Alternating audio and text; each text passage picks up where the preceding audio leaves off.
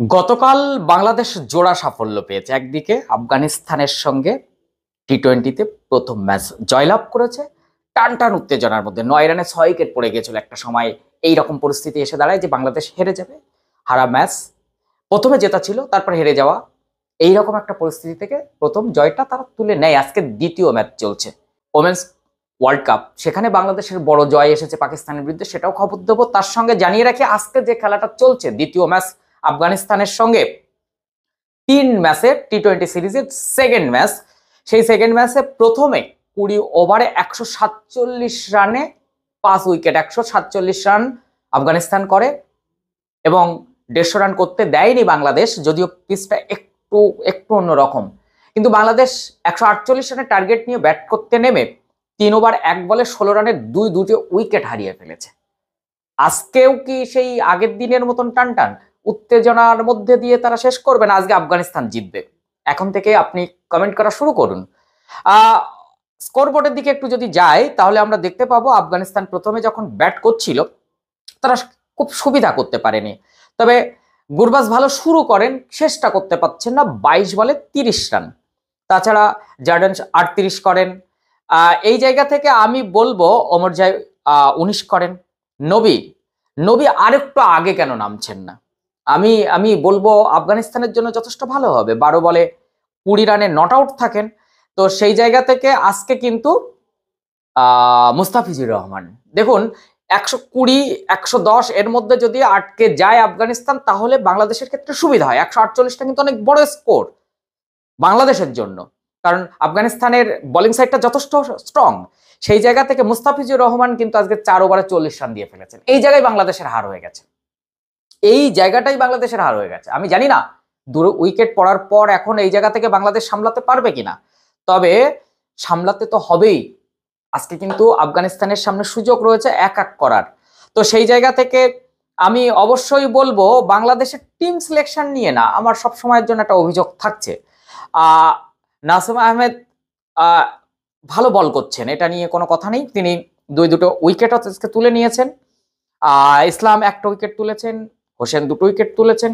কিন্তু যার কথা আমি সব থেকে বেশি বলবো সেটা হচ্ছে মুস্তাফিজুর রহমান।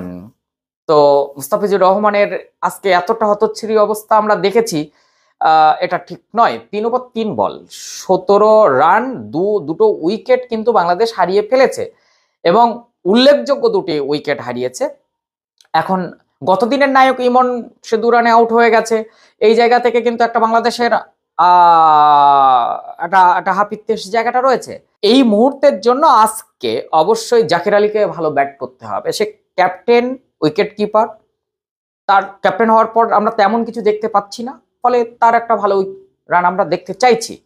এই জায়গা থেকে আজকে কি হয় দেখা যাক। তবে গতকাল কিন্তু বাংলাদেশের সেই জোড়া জয় এবং এই জয়ে কিন্তু বাংলাদেশ পুরোপুরি সফল। বাংলাদেশের বোলিং সাইডটা মহিলাদের জন্য বেশ স্ট্রং। পাকিস্তানের সঙ্গে যে লড়াইটা, তার মধ্যে আমার মাহরুফ আক্তারকে খুব ভালো লেগেছে। তার একটা ডেলিভারির জন্য লাসিফ মালিঙ্গা পর্যন্ত তাকে কংগ্রাচুলেট করেছেন। কাজেই দারুণ দারুণ বোলার কিন্তু পেয়েছে বাংলাদেশ। শুধু ঠিকঠাক করে এখন সেই বলে না, ভালো ইস্পাত পাইয়াছে, এখন ঘষিয়া মাজিয়া কাটারি গড়িয়া লইতে হইবে, সেই বঙ্কিমচন্দ্রের। তো এই জায়গা থেকে মাহরুফ আক্তার সত্যি ভালো বোলার, কিন্তু এটুকু আপনাদের অ্যাসিওর করতে পারি। পাকিস্তান প্রথমে ১২৯ রান করে, ৩৮ ওভার ৩ বলে তারা অল আউট হয়ে যায়। বাংলাদেশ সেখানে ১৩১ করে ৩ উইকেটে ৩১.১ ওভারে। বাংলাদেশের ক্ষেত্রে আমি কয়েকজনকে দেখছিলাম, প্রথম দিকে কিন্তু বাংলাদেশ ধুঁকছিল, কিন্তু একটা সময় আমার খুব ভালো লাগলো। তাদের জন্য যথেষ্ট ভালো, হায়দারের ব্যাটটা ভালো লেগেছে। ৫৪ রান করেছেন, সেই সঙ্গে ক্যাপ্টেন সুলতানা ২৩। এই জায়গা থেকে বাংলাদেশের প্রবলেমস হয়নি। পরের দিকে রানটা অনেক কম ছিল যার জন্য।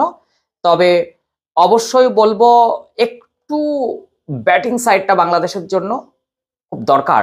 ব্যাটিং সাইডটা স্ট্রং আরো করতে হবে। বোলিং সাইডটা যথেষ্ট ভালো লেগেছে, তবে পাকিস্তানের কোনোটাই ভালো লাগেনি, না বোলিং না ব্যাটিং। এই জায়গা থেকে পাকিস্তান আগামী রবিবার ভারতের সামনে কি করবে? ভারতের ওই বিশাল টিম, ভারতীয় টিম দেখলে, মহিলা ক্রিকেট দেখলে ওয়ার্ল্ড যেখানে ভয় পায়, অস্ট্রেলিয়া ভয় পায়, সেখানে পাকিস্তান মনে হয় না ধোপে টিকবে। যাই হোক, খুব ভালো লাগলো বাংলাদেশের জন্য যে বাংলাদেশের মহিলারা পাকিস্তানকে যেভাবে হারিয়ে দিল 7 উইকেটে জয়, এটা কিন্তু খুব ভালো। এবং ভারত বাংলাদেশ মুখোমুখি হলেই একটা কিন্তু উত্তেজনা থাকবে, এই রকম একটা জায়গা কিন্তু তাদের জন্য থাকতে পারে। তবে হ্যাঁ, বাংলাদেশের আরো ইমপ্রুভমেন্ট দরকার। মহিলা ক্রিকেট দলের অন্তত ব্যাটিং সাইডটা একটু দুর্বল দেখলাম। এই জায়গাটা যদি ঠিক হয়ে যায়, আশা করি এই বাংলাদেশ অনেক দূর দৌড়াবে। আগামী রবিবার পাকিস্তানের সঙ্গে ভারত ওমেন্স ওয়ার্ল্ড কাপ 2025 কলম্বোতে কি হবে সেটা এখনই কমেন্ট করুন। আর চ্যানেলে নতুন হলে অবশ্যই চ্যানেলটি সাবস্ক্রাইব করে পাশে থাকা বেল আইকনটি প্রেস করে রাখুন। এরকম তথ্য সমৃদ্ধ ভিডিও পেতে ভীষণ সুবিধা হবে। আর ফেসবুক থেকে দেখলে অবশ্যই ফলো দিয়ে রাখুন।